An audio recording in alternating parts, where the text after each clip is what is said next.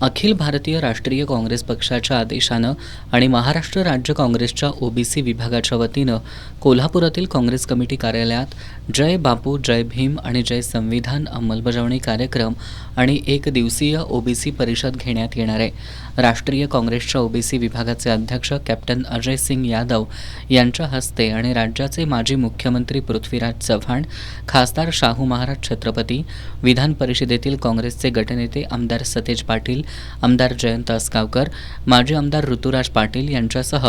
विविध पदाधिकाऱ्यांच्या उपस्थितीत या कार्यक्रमाचं उद्घाटन करण्यात येणार आहे। या कार्यक्रमाच्या निमित्तानं ओबीसी महामंडळाची संपूर्ण कर्जमाफी व्हावी,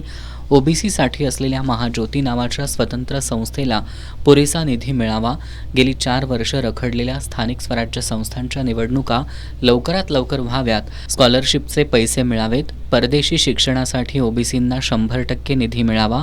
ओबीसीसाठी प्रत्येक जिल्ह्यात 2 वसतिगृह सुरू करावीत, ओबीसींची जनगणना करावी, क्रिमिलेअर अट रद्द करावी, तेलंगणाप्रमाणे महाराष्ट्रात ओबीसींना 54% आरक्षण द्यावं आणि ओबीसी महिलांसाठी विशेष योजना राबवाव्यात, या मागण्या सरकारकडे करण्यात येणार आहेत, अशी माहिती ओबीसी विभागाचे प्रदेशाध्यक्ष भानुदास माळी यांनी आज पत्रकार बैठकीत दिली।